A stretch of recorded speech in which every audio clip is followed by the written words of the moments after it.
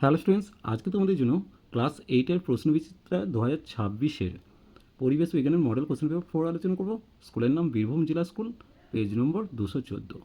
প্রথমে দেখে নেব গ্রুপ এ, একের দাগ সঠিক উত্তর নির্বাচন করতে বলেছে। প্রথম যে কোশ্চেন রয়েছে, সূর্য থেকে পৃথিবীতে তাপ আসে অবশ্যই বিকিরণ পদ্ধতিতে, তাহলে ডি এর উত্তরটা সঠিক হবে।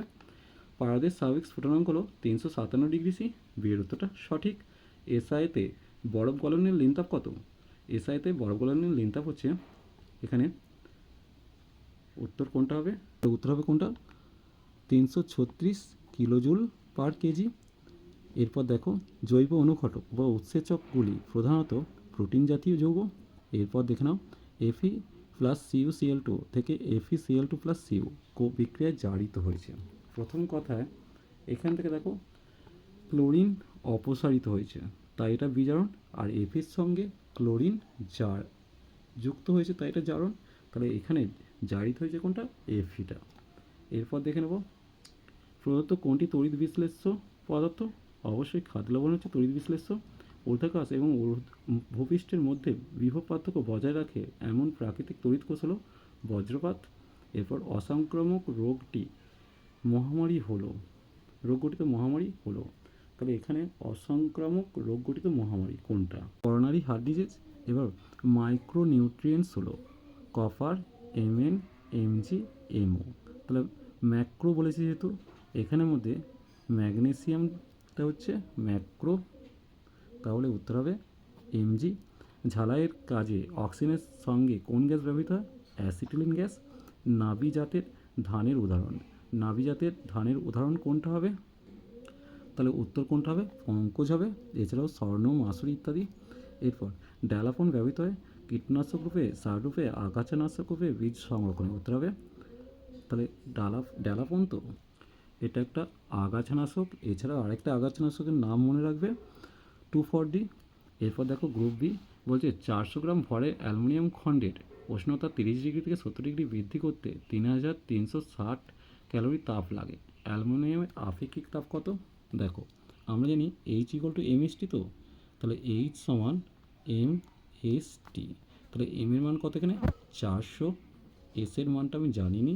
টি এর মানটা দেখো 70 মাইনাস 30 করলাম, তাহলে 70 মাইনাস 30 সমান দিয়ে কত করলাম? 3360। এখান থেকে আমাকে এস এর মানটা বের করতে হবে। তাহলে এস সমান কত? 3360, তার নিচে 400 আসছে, আর তার নিচে 40 আসছে। 0 0 কাটলাম, 4 দিয়ে কেটে 4 × 32, 4 × 16। আবার 4 দিয়ে কেটে এটা 100 করলাম, আর এখানে 4 2 8, 41, 21। তাহলে এস এর মান এলো 21/10, তো তাহলে 0.21। তাহলে উত্তর আসছে 0.21 ক্যালোরি পার গ্রাম ডিগ্রি সেলসিয়াস। তাহলে 0.21 ক্যালোরি পার গ্রাম ডিগ্রি সেলসিয়াস। এরপর এখানে দুয়েরটা দেখো বলছে শূন্যস্থান পূরণ করতে হচ্ছে ইংরেজি বিজ্ঞানী জেমস ডিওয়ার। তাহলে এই জায়গাটা ডিওয়ার থার্মোফ্লাক্স আবিষ্কার করেন। তারপরের কোশ্চেন দেখো সত্যমিথ্যা হিরে তাপের সুপরিবাহিত, এটা মিথ্যা হবে। গ্রাফাইট তাপের সুপরিবাহী, এইটা ভুল, এটা সত্য দিয়েছে, সরি আমি ভুল করছি, হিরে তাপের সুপরিবাহী কিন্তু তড়িতের কুপরিবাহী, তাহলে এটা সত্য দিয়ে আছে। শব্দের উপস্থিতিতে সংঘটিত হয় এরূপ একটি রাসায়নিক বিক্রিয়া। দেখো রাসায়নিক বিক্রিয়ার নাম চেয়েছে। উচ্চ কম্পাঙ্ক বিশিষ্ট শব্দের প্রভাবে জল ভেঙে গিয়ে হাইড্রোজেন এবং হাইড্রোজেন পারঅক্সাইড তৈরি করে। বিক্রিয়াটা দেখে নাও, থেকে হাইড্রোজেন এবং হাইড্রোজেন পারঅক্সাইড তৈরি করে। ঠিক আছে, এরপর আমরা দেখে নেব ZnO প্লাস সি থেকে Zn প্লাস সিও এই বিক্রিয়ায় কোনটি জারিত কোনটি বিজারিত হয়েছে। খেয়াল করো ZnOর মাথা থেকে Zn, এটা বিজারণ লিখছি, তাহলে বিজারিত হয়েছে ZnO। আর সি হচ্ছে জারিত হয়ে সিও তৈরি করছে, জারিত হয়েছে কার্বন। মৌর্যের সংকেত হচ্ছে Fe2O3.NH2O। N হচ্ছে জলের অণুর সংখ্যা, যা নির্দিষ্ট নয়। এরপরের কোশ্চেন, পারদ কি তড়িৎ বিশ্লেষ্য পদার্থ? পারদ তড়িৎ বিশ্লেষ্য পদার্থ নয়, কারণ পারদ আয়নিত হয় না। এরপর পারদ একটি ধাতব পরিবাহী। লোহার চামচের উপর রূপোর প্রলেপ দিতে হলে তড়িৎ বিশ্লেষণ রূপে কী ব্যবহার করা হয়? দেখো তড়িৎ বিশ্লেষক হিসাবে পটাশিয়াম অরসাইনাইড ব্যবহার করা হয়। এরপর অ্যাসিডযুক্ত জলের তড়িৎ বিশ্লেষণে অ্যানোডে কোন গ্যাস উৎপন্ন হয়? উৎপন্ন গ্যাসের আয়তন কত হবে যদি ক্যাথোডে 22.4 লিটার হয়? দেখো, ক্যাথোডে 2 আয়তন হাইড্রোজেন হয়, অ্যানোডে 1 আয়তন অক্সিজেন তৈরি হয়। ক্যাথোডে 2 আয়তন হাইড্রোজেন আর অ্যানোডে 1 আয়তন অক্সিজেন, তাহলে এর অর্ধেক কত হবে? 11.2 লিটার হবে। এরপর দেখে নেব এখানে বিভব পার্থক্য কত। তাহলে একটা, দুটো, তিনটে, চারটে, তো 4×15 = 60, অর্থাৎ 6 ভোল্ট হবে। পশ্চিমবঙ্গের আমগুলির মধ্যে কোন আম সবচেয়ে আগে পাকে? গোলাপ খাস। আর সবচেয়ে শেষে হচ্ছে ঝুমকো ফজলি, এটা মনে রাখবে।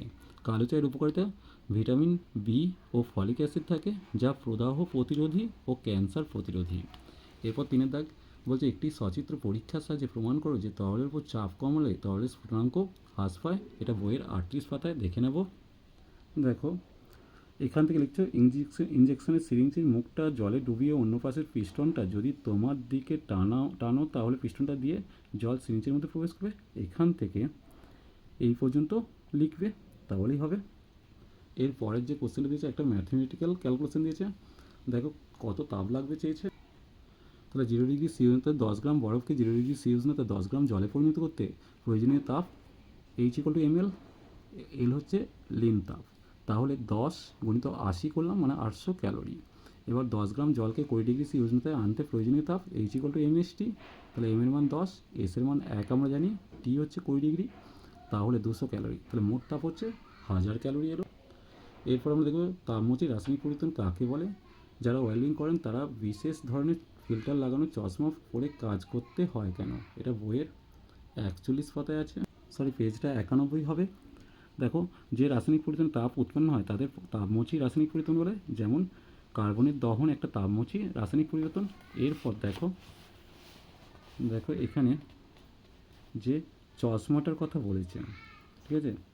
তাহলে চশমাটার কথা বলেছে সেটা একটু দেখে নেব। এখানে দেখো বলছে, এইখানটা বলছে ঝালাইয়ের সময় তাপ ও আলোক শক্তি আসে তাপমোচী রাসায়নিক বিক্রিয়া থেকে। এতে প্রায় 2000°C উষ্ণতার সৃষ্টি হতে পারে। এই উষ্ণতায় যে আলো উৎপন্ন হয় তাতে খানিকটা অতিবেগুনি রশ্মি থেকে যায়। অতিবেগুনি রশ্মি চোখের পক্ষে অত্যন্ত ক্ষতিকারক, তাই যারা ওয়েল্ডিং করে তারা বিশেষ ধরনের ফিল্টার লাগানো চশমা পরে কাজ করতে হয়। এর পরের যে কোশ্চেন দিয়েছে তড়িৎ বিশ্লেষণ কাকে বলে? ভোল্টমিটার ও ভোল্টমিটারের মধ্যে পার্থক্য চেয়েছে। দেখো, যে পদ্ধতিতে তড়িৎ বিশ্লেষক পদার্থগুলি জলে দ্রবীভূত বা গলিত অবস্থায় আয়নিত হয়ে তড়িৎ পরিবহন করে তাকে তড়িৎ বিশ্লেষণ বলে। দেখো খেয়াল রাখবে, ভোল্টমিটার ও ভোল্টমিটার প্রায় একটা আকারের তফাৎ, কিন্তু ভোল্টমিটার হচ্ছে পরিবাহী বিভব প্রভেদ বা বিভব পার্থক্য পরিমাপ করতে যে যন্ত্র ব্যবহার করা হয়, আর ভোল্টামিটার হচ্ছে তড়িৎ বিশ্লেষণের যে পাত্রটা ব্যবহার করা হয় সেটাই হচ্ছে ভোল্টামিটার। এরপর আমরা দেখে নেব, এখানে দেখো কি দিয়েছে, বজ্র নিরোধক কাকে বলে? এর কার্যনীতি এটা বইয়ের 155 পাতায় তোমরা পেয়ে যাচ্ছ, এখানে কিছু বলার নেই।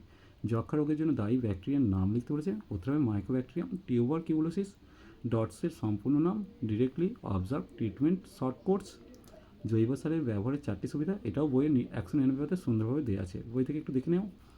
বাষ্পায়নের হার কীভাবে তরলের উপরিতলের ক্ষেত্রফল বা বায়ু চলাচলের উপর নির্ভর করে তা উদাহরণের সাহায্যে দেখাতে বলেছে, এটা বইয়ের 36 পাতায় আছে। দেখো, তরলের উপরিতলের ক্ষেত্রফল বাড়লে বাষ্পায়ন বাড়বে, তাই একটা কাপে আর একটা প্লেটে যদি আমরা জল রাখি, যেহেতু তরলের উপরিতলের ক্ষেত্রফল প্লেটের ক্ষেত্রে বেশি, তাই বাষ্পায়ন দ্রুত হবে। আর বায়ু চলাচল বাড়লে, তরলের উপর বায়ু চলাচল হলে বাষ্পায়ন দ্রুত হয়। যেমন গ্রীষ্মকালে ফ্যানের নিচে ঘামে ভেজা শরীরে দাঁড়ালে ঠান্ডা লাগে, কারণ কি হচ্ছে? দ্রুত বাষ্পিত হচ্ছে। একখণ্ড বরফের টুকরো গর্ত করে ওর মধ্যে জল জমে বরফে পরিণত হয়, যুক্তি দিতে বলেছে, দেখে নেব। দেখো, প্রথমে লিখবে কিছুটা বরফ জল থেকে তাপ নিয়ে গলে যাবে, কিন্তু বরফের উষ্ণতা 0°C থাকবে। জল থেকে তাপ চলে যেতে যেতে একসময় জলের উষ্ণতা হবে 0°C। এবার জল ও বরফ দুয়ের উষ্ণতাই 0°C, ঠিক আছে? জল থেকে বরফ আর তাপ শোষণ করতে পারবে না। জল যেহেতু লিনতাপ বর্জন করতে পারবে না, তাই কঠিনও হবে না, অর্থাৎ গর্তের জল জলই থেকে যাবে। এরপর আমরা দেখে নেব অনুঘটকের বৈশিষ্ট্য, বইয়ের 88 পাতায় পেয়ে যাচ্ছ, এটা বলার কিছু নেই। তরমুজের বীজে উপস্থিত এনজাইমটির নাম, উত্তর হবে ইউরিয়েজ। এই এনজাইমটি ইউরিয়ার সঙ্গে জলের বিক্রিয়া ঘটে কোন যৌগ তৈরি হয়? উত্তর হবে অ্যামোনিয়া। এরপর দেখো এখানে দিয়েছে এফি প্লাস সিও থেকে এফি প্লাস সিওটি বিক্রিয়াটি জারক দ্রব্য বিজারক দ্রব্য শনাক্ত করো। খেয়াল রাখবে যে অন্যকে জারিত করে সে জারক দ্রব্য। তাহলে এখানে সিও কী করছে? এফিকে জারিত করছে। এখানে বিক্রিয়াটা ভুল আছে, সরি, এই বিক্রিয়াটা এফিও প্লাস সিও থেকে এফি প্লাস সিও টু হবে, এইটা এফি হবে না। তাহলে এখানে খেয়াল করো, তাহলে কী করছে? এফিও সিওকে জারিত করে সিও তৈরি করছে, তাই এফিও হচ্ছে জারক। আবার সিও এফিওকে বিজারিত করছে, তাই সিও হচ্ছে বিজারক। তাহলে জারক কোনটা হলো? জারক হলো এফিও, আর এখানে বিজারক হচ্ছে সিও। এবার দেখো গ্যালভানাইজেশন কাকে বলে? এটা খুব সহজ। কী হবে? লোহার উপর জিঙ্কের প্রলেপ দেওয়াকে, লোহার উপর জিঙ্কের প্রলেপ দেওয়াকে গ্যালভানাইজেশন বলে। আমের জোর কলম কাকে বলে? বইয়ের 200 পাতায় পেয়ে যাচ্ছ। চাঁদ পাতা তৈরির ধরন অনুযায়ী বাণিজ্যিক চা কত প্রকার? এখানে দেখো 3 প্রকার দিয়েছে, চীনাজাত, আসামিজাত, আর এখানে ক্যাম্বোর্ড বা শঙ্করজাত। যেসব নাইট্রোজেনযুক্ত সার প্রয়োগে চা উৎপাদন বাড়ে সেরূপ দুটি সারের নাম, একটা হচ্ছে ইউরিয়া আর একটা হচ্ছে অ্যামোনিয়াম সালফেট। ডেঙ্গি রোগের জীবাণুর নাম চেয়েছে, উত্তর হবে ফ্ল্যাভি ভাইরাস। কোন মশা এই রোগের জীবাণু বহন করে? Aedes aegypti. দমদম জ্বরের লক্ষণগুলো বইয়ের 158 পাতায় পেয়ে যাচ্ছে, যেটা কালাজ্বরের লক্ষণ। এডসের সম্পূর্ণ নাম অ্যাকোয়ার্ড ইমিউনো ডেফিসিয়েন্সি সিনড্রোম। এরপর গ্রীষ্মকালে কুকুর জিভ বের করে হাঁপায় কেন? কারণ খুব সহজ, এদের সারা শরীরে কোনো ঘর্মগ্রন্থি থাকে না, তাই ঘাম বের হয় না, কিন্তু জিভের মাধ্যমে লালা বের করে, সেই লালা বাষ্পীভূত হয়, তাই কুকুরের শরীর ঠান্ডা থাকে। শীতকালে পাখিরা পালক ফুলিয়ে থাকে কেন? এটাও বইতে পেয়ে যাবে।